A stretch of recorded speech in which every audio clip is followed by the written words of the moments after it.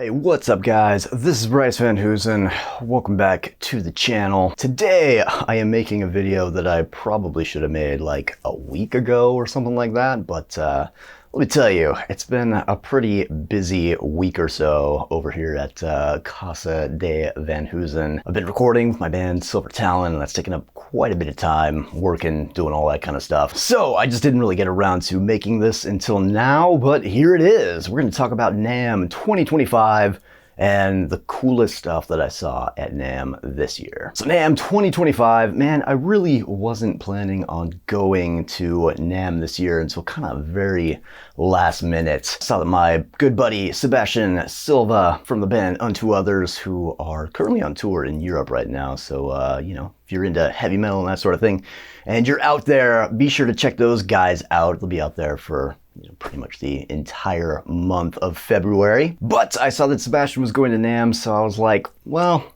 all right, let's do it. It's been long enough. I told myself in 2024 that I would go in 2025, so time to, put up or shut up. Let's stick to the plan here. And of course, I got an email from Jackson Guitars and Fender with a pass already, so, that made it pretty simple. So just did the old registration, got out to Anaheim. And this was honestly my first NAMM that I've been to since 2020, right? Pre-pandemic. And I'd kind of been watching and waiting to see if NAMM would sort of get back to, the convention that it was in 2020. Because I know there were a few, rough sort of years there for a while. And I wasn't sure if it was ever going to come back or if this was going to be the new normal, as they say, which, would have been a bummer. NAMM was a lot of fun, man. If you ever have a chance to go, you should totally go. And don't listen to any of the people who are, NAMM haters or whatever. Those people are, how do I say it in a nice way? They're jaded, and maybe they should spend some time, being an accountant or something. I mean, what's not to like about the biggest convention for, musicians, music equipment manufacturers, etc., etc. I mean, it's a good time. Yeah, it's tiring, but like I said, you could be an accountant or do an office job for a week. Yeah, do that and call me back. Tell me which one you prefer. Anyway, all right, so let's start with number one being the Fender / Jackson / Charvel booth area. It was kind of more like a meeting room. Anyway, this is the whole reason why I was at the show, being a Jackson endorsed artist, as I am. Got the invite, and we got into the back meeting room. So big thanks to Mike Tempesta for letting us back there and giving us the opportunity to see all the new offerings from Jackson, Charvel, Fender, etc. for this year. So number one, what I was really excited about, and you can find these already on Sweetwater, but the all black Pro Plus series. What did they have? They had a Rhodes, a Soloist, and a Kelly with just one pickup. Silver hardware. Man, those are super cool. Unfortunately, didn't get to see any of the custom shop stuff because that was done the Wednesday before the general floor opened, which was on Thursday. And man, apparently they sold out of that stuff that night. So great job to the Jackson Charvel custom shop guys. But anyway, these three guitars, which were an import line, right? Pro Plus series, so stainless steel frets. I believe they had poplar bodies, which is similar to my King V custom that I have from 1987. So kind of a throwback there. But all black, maple neck through design. I think there's a Fishman in there. Man, these are cool. Stainless steel frets. It's awesome to see more stainless steel stuff coming just stock with the import Jackson Charvel guitars. So then they also are expanding the USA series. So they have a USA Soloist with passive pickups because previously they just released it with the EMGs. Then they got some new colors with that, and that's pretty cool as well. There was also an awesome Charvel. I don't exactly know the model name. I think it's, I believe it's a limited edition, but it was nice and relict. And apparently that's just kind of coming out of the Fender Mexico factory like that. And man, they did a really good job at relicking even the details of sort of, having one screw from the pickguard being missed, right? It's gone. Really nice, really nicely done. Making it look like a really, worn in piece of equipment that you would have just had kicking around in the back of your Datsun pickup for the past 20 years. EVH also had an FR/FR speaker, right, to go with the Fender ToneMaster Pro, which is kind of interesting. I haven't heard too much out of that, but they had a couple there, and you know, they sounded good if you're into the digital stuff. So you know, not a whole lot of hubbub about that, but EVH FR/FRs, they're out there. So really want to get my hands on one of those one pickup, all kind of black and silver, or black and chrome rather, Rhodes guitars. Those things look pretty cool. So let me know in the comments below if you want to see one of those on the channel this year. All right, so next up is Marshall with the new modified JCM 800 and 1959. Full disclosure, did not get to play the Marshall JCM 800 modified, but I did play the 1959, the Plexi version, and man, I gotta say, goddamn, that thing was awesome. They're both actually pretty cool, I thought, in my humble opinion. They had these sort of little loud rooms set up where you could go and kind of crank the amplifiers and, you know, experience sort of that Marshall power that doesn't really translate when you you know, don't have the volume turned up to a considerable amount.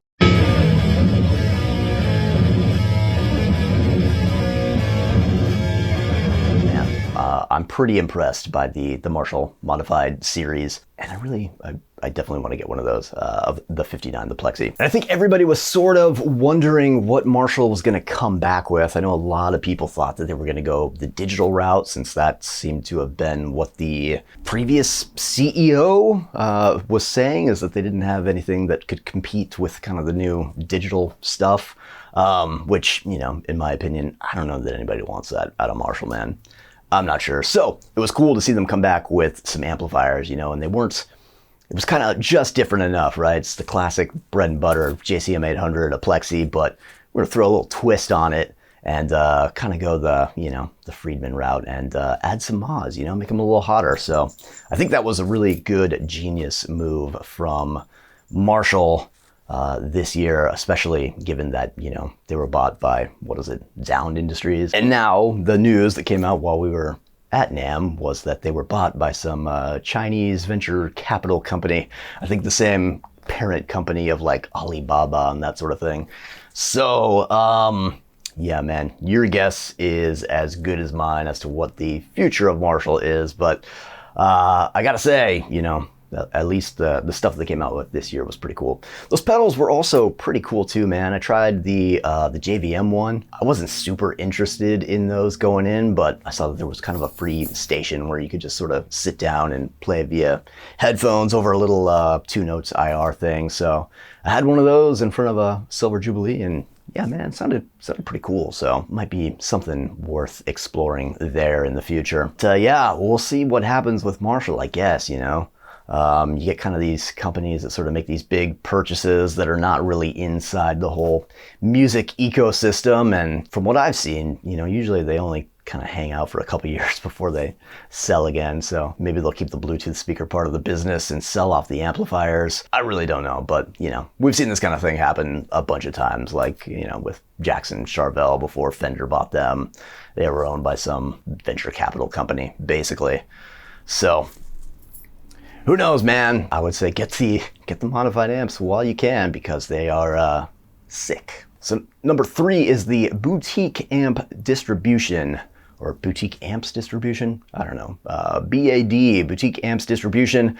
Their booth, super cool. They do all the Synergy stuff, and there was a new Fortin Killer Cali Synergy module that came out, as well as they had the, what is it, the Syn 20 IR, the little mini lunchbox head that loads just a single one of the modules in it.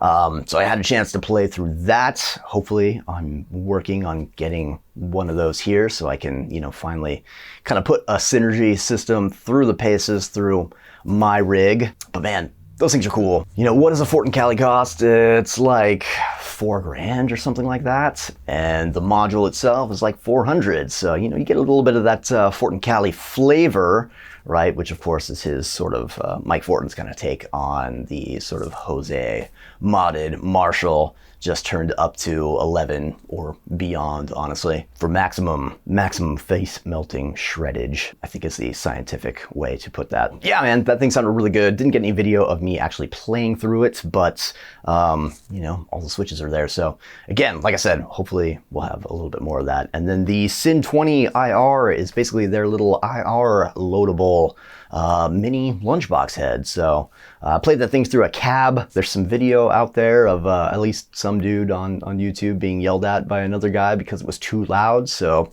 there you go, man. 20 watts, enough to piss somebody off out there, at least. Also, want to give a shout out to the Friedman Jose amp head, which I did not get a chance to play. He only had one of them there, and I think it was maybe like the prototype or whatever. Didn't get to play it, didn't get to, you know, get any firsthand sort of action to kind of compare it with the Marshall Modified. But I did hear quite a few guys playing through that, and man, it sounded nuts. It sounded exactly like you know, you would want to hear it. And of course, I was standing behind the great Jason Frankhauser, also of you know, Fortin fame, the real Killer Tone Texas, which, you know, that man makes he's like the MacGyver of tone. So he was playing some rat riffs through that thing, and dude, sounded awesome. So you know, hopefully we'll see a demo with Jason putting that thing through its paces. All right, so next up, number 4, I'm gonna kind of combine these. These are 2 separate companies, but they're kind of in the same wheelhouse, and they do have some pretty strong ties to the local Portland area. So that's going to be Lichtlærm Audio and ThisHeavyEarth Effects. And so both of these guys, Daniel from Lichtlærm and Shay from ThisHeavyEarth, are doing some really innovative things, I think, primarily focused on pedals, but they both have been kind of branching out into amplifiers recently. Lichtlærm, of course, with the Prometheus, which unfortunately I did not get to try. And then ThisHeavyEarth with the Flesh Rot, the little mini head that is Shay has been kind of developing and rolling out here. So I got to play it through the Flesh Rot, which, if you don't know, is basically a clone of an Ampeg. Honestly, not too familiar with that sound, but, you know, kind of a classic sort of Ampeg solid state amplifier that has been used on a few classic death metal albums from what I understand. And man, that thing sounded awesome. He's made it sort of modular in a way where you can put either the Flesh Rot preamp or the Hesher preamp, which I did a demo of the Hesher pedal. It's kind of the more Marshall flavored circuit, so you can kind of get that in there as well. And yeah, man, it's got all kinds of bells and whistles and all that sort of stuff. So those are great. He's also rolling out his Abduction compressor pedal, which I have here, and honestly, I love and need to do a dedicated video on. So yeah, playing through that stuff was a lot of fun.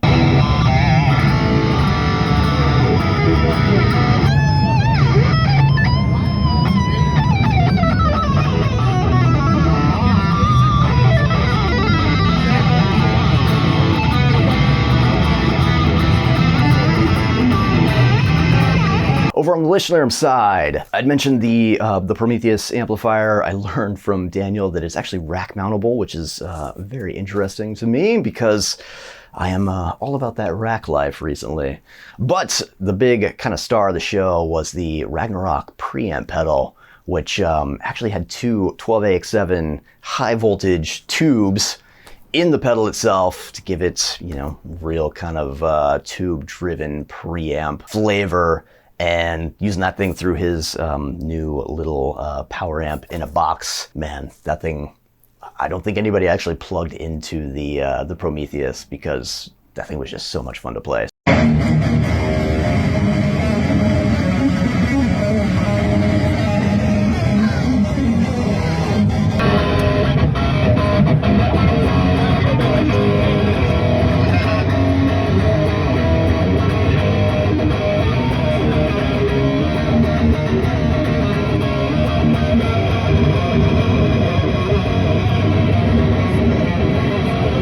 Lichtlærm Audio, again, their US distribution is here in Portland, so hopefully I'll be able to get my hands on some of that stuff to kind of demo for the channel in the future here. And lastly, number 5, I'm going to give it up to ENKI, right, for their new cases. I think they're called Vault something or another. I don't know. Forgive me. Everybody just uses a bunch of letters and numbers for things. It's hard to keep track, man. It's hard to keep track. But anyway, they basically have just redesigned from the ground up the ENKI case, and I think really kind of took into consideration a lot of the feedback that the players have had taking those things on the road, right? They've been around for a number of years, so great case. Don't get me wrong. I love mine. It's right here.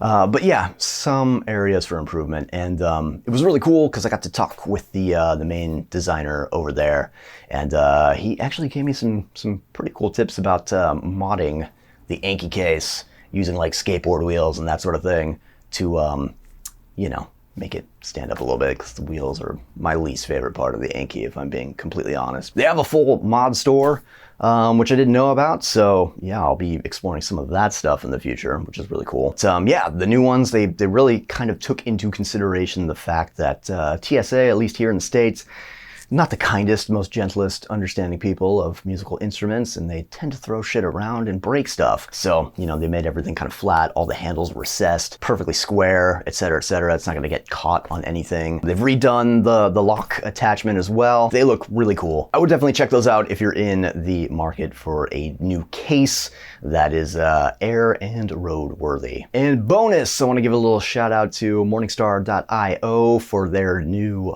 loop switcher, which again, I'm totally blanking on the name, but basically it's like a fully MIDI controllable 5-loop switcher where you can kind of change the ordering of whatever is in the loop on the fly, which is cool. It's really awesome to see a lot more companies doing that, where, you know, you're not limited by having to put all of your effects in a particular order, and you could just sort of make patches, changing those out on the fly, which is really cool to see a lot more people doing that. So that's it, man. NAMM 2025. I was super stoked to see it back to kind of its old, you know, its old glory. I don't think there were quite as many people at this one as there were in 2020, which is, you know, I'm sure next year will probably be a little bit different. But yeah, cool to see a lot of the companies like, you know, Fender, Marshall, Gibson, ESP, all of those guys kind of coming back to the table. I think after having, you know, a number of years of just sort of this